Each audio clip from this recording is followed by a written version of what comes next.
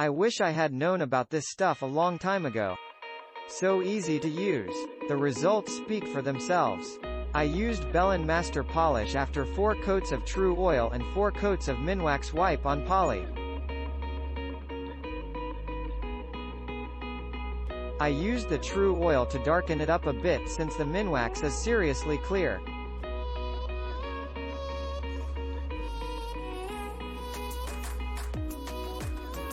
Beautiful finish for my farm-style table. Love that I didn't need to worry about brush strokes.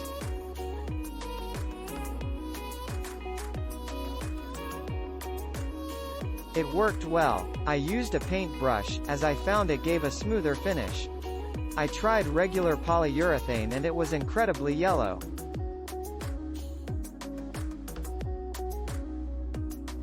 This was not, however, if you did several layers it might yellow down a bit, so if you are wanting several coats you might find it dulls a bit.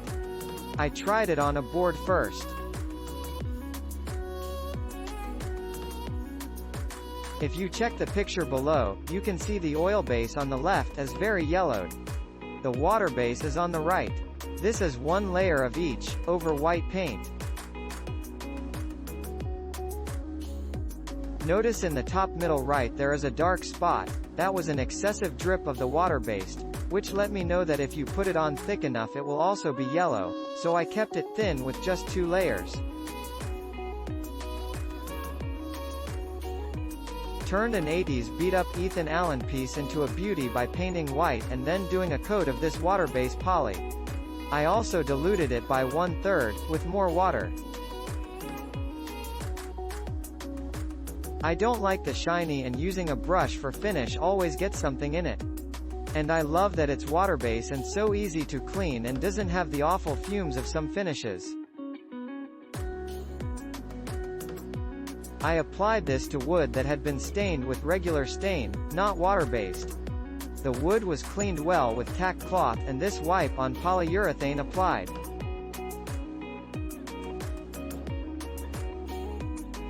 It was so easy. I followed the directions and let it sit for hours and lightly sanded with a block.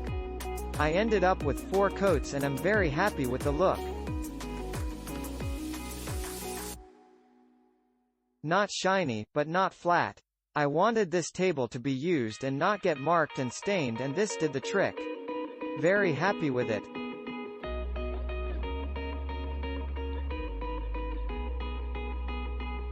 This is an easy product to use, it not only dries fast, but it also looks amazing when it is finished.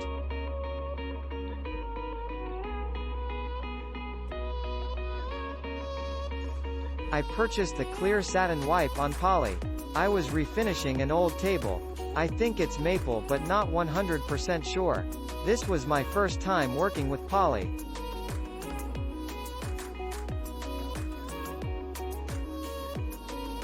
The previous owners had put what seemed like a hot pot on the table, leaving a very deep burn mark. I first sanded down the entire table and sanded out the burn marks.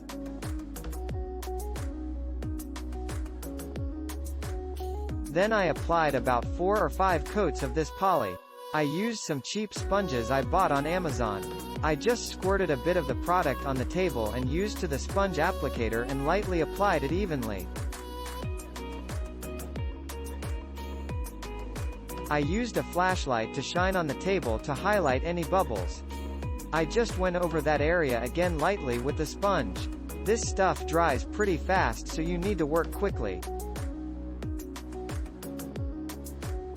Overall there were not many issues with the bubbles. It would just happen when I had too much product on an area. After applying the first coat, the raw wood will absorb the poly and fluff up. So after the first coat I used a fine-grained sandpaper and lightly sanded it smooth with a few strokes by hand. I let it dry overnight in between each coat. If parts of the table feel a little rough between coats, just run sandpaper over it very lightly. Make sure to remove dust. I applied the poly outside because on the container it says that the fumes are toxic and should not be breathed in. Then I let it dry for a few hours before bringing it inside. I found that the odor was surprisingly extremely mild, even right after application. After it was dry, there did remain a slight odor. But it was not too unpleasant. It just smells like that smell you get when you buy new furniture. I guess that's what poly smells like. I only applied this poly and nothing else. I was really pleased with the results. It really brought out the golden rich color of the maple, and left it with a beautiful glow and a subtle shine. It was really nice to only have to buy a single product and get these kinds of results.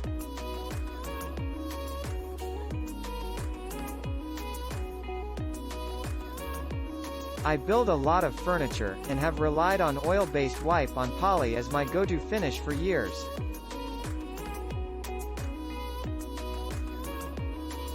Click link in description for more info.